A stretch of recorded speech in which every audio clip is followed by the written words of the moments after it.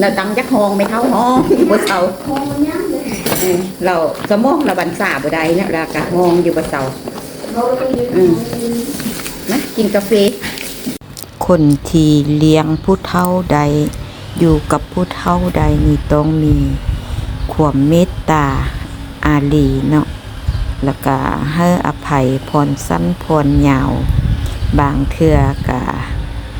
คิดยักจะหายแต่กะหายบ่ได้เนาะเพราะว่าเพิ่นเป็นแม่ผู้บังเกิดเก่าเฮาต้องได้อดทน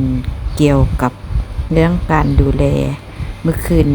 แก้วมณีเพิ่นนอนเฝ้ามือเว้นแล้วก็แม่นแม่แก้วมีหน้าที่รับผิดชอบเบิ่งตั้งแต่เช้าจนส่ำค่ำ8 โมง 9 โมงเนาะก็แม่นแก้วมณีเป็นผู้เบิ่งเนาะแก้วมณีบางเทื่อก็สิบ่ได้นอนเนาะแล้วก็สิห้องแล้วก็กินน้ำเนาะเบิดคืนก็สิได้นอนน้อยก็อึดหลับอึดนอนนั่นแหละ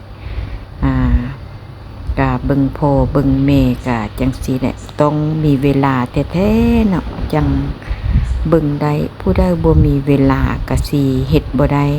แล้วก็ผู้ใดบ่อดทนก็สิบ่ได้เนาะอันนี้เฮาเป็นลูกเพิ่นความกตัญญูกตเวทีก็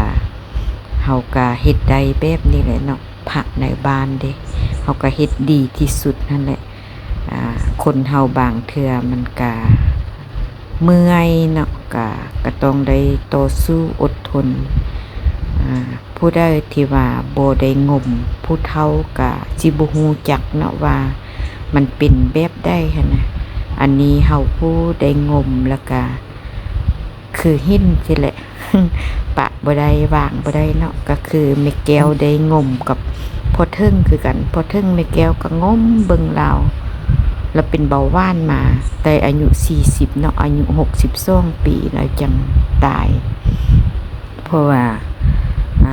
มันหลายปีแล้วมันก็ขึ้นกินยาหลายแล้วมันก็ขึ้นมักไขลังเนาะ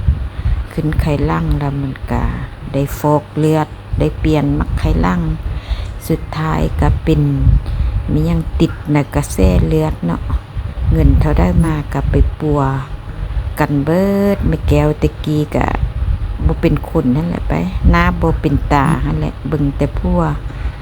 5 ปีเนาะก็จนว่าเพิ่นเสียจากเบาแล้วก็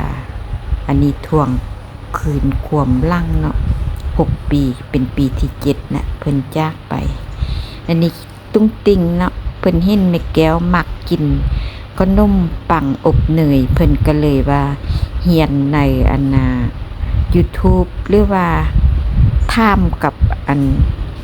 AI ว่าเฮ็ดแนวได้แล้วเพิ่นก็เลยว่าเฮียนเฮ็ดครั้งแรกเนาะเพิ่นเห็นแม่หมักแม่ยากเพิ่นก็เลยว่าสิเฮ็ดลองเบิ่งออกมามันสิเป็นแบบได้เพิ่นว่าเพิ่นก็เลยว่าเฮียนเฮ็ดแม่ก็ว่าก็เฮ็ดลองเบิ่งแล้วแม่บัดมาบ้านแล้วก็เฮ็ดให้แม่กินเพิ่นก็ดีใจนะออกมาหน้าตามันก็สิเป็นแบบนี้แต่ว่ากระพอสายใดเพิ่นว่าเฮ็ดเทื่อทำอิฐ